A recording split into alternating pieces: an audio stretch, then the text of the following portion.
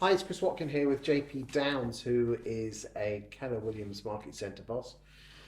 Is Keller Williams a cult? Talk to me.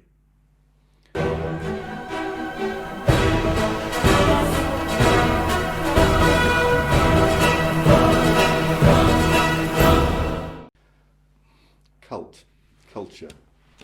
Certainly got culture, and the culture of Keller Williams is what it stands for. Is it a cult?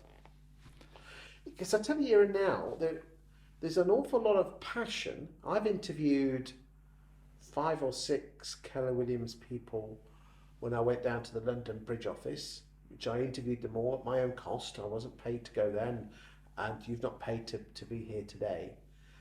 And I don't know if I was just seeing the cream of the cream, but there were some people, the people were really bought into the model. Yet at the same time, I've seen other people who've left after a few months. Well, some people have once said to me, oh, well, you're in the army, you're in the forces. That's a cult, isn't it? Yes, I suppose it is. It's a way of life. Any environment, any group of people that have a clearly defined mission and a clearly defined set of values and standards that people become very passionate about, to the outsider, someone can describe as a cult. I don't think the armed forces is a cult. I don't think Keller Williams is. But if you see it from the outside and you don't take the time to try and explore it and understand it, you may think that. But I tell you now, you're coming to the wrong conclusion. It's not a cult, but it does have an amazing culture. And there is a very significant difference. I mean, I'll be straight with you. I mean, I'm a Freemason. I wear a badge, and you'll be amazed the amount of stories that people tell you what the Freemasons do. I must admit, I'm still waiting to see these things, and I've been in for years. But it's like everything. It's very easy for people to look in and make assumptions, not actually finding out. What would you change about Keller Williams? I mean, let's be honest. We've all heard the fluffy guffy stuff, the good stuff. What would you change? Some of it happens in every marketplace that Keller Williams enters. It's a model that was founded and established in the USA, but I think when it goes to each market, there are certain subtle cultural nuances that need to be adjusted. Honestly, I think the Brits are inherently more sceptical, some might say hyper-sceptical.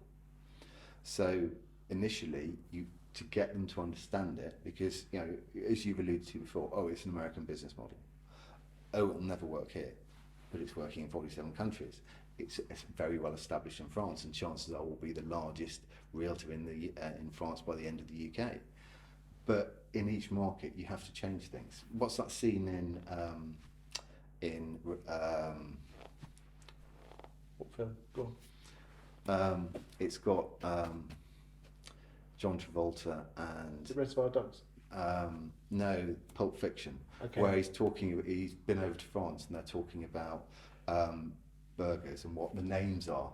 Oh yeah, Royale with cheese, or exactly. So it's the same thing, but they might take out a gherkin and put in a tomato and rename it, but essentially it's the same thing. And I think sometimes if there's anything that needs to be changed, it needs to be subtle tweaks, but the essence of it, the 4 models as they stand within Keller Williams, doesn't need to change. Terminology might, but not much else. So what do you think's holding people back joining such models? Fear? There's often a case where, if you follow my logic about people being sceptical, people think they know, but they don't actually bother to try and find out. So actually, that's not right for me, it'll never work. Actually, we'll find out about it, understand it, explore it, then make that decision. And I think there's an element at the moment where people are, COVID caused, 20% shutdown in the economy. The housing market has now gone the other way, particularly with the stamp duty changes, etc. People are very busy, and I think they're looking too close. They're looking at what's in front of them and not looking at the horizon and not taking time to explore an option which actually in the long run could be far better for them in terms of true wealth, in terms of the money they have in their pockets, the time they have, and the health of life they can lead. Well, that's what it's about, isn't it? Life, happiness. I don't think we're put on this planet to work. Work is something we do to live the best possible life we can. Do you think most estate agents define their life by their work, when in reality it should be the other way around? I think that's absolutely one of the problems. I completely agree with that. Thank you for your time today. Thanks, Chris.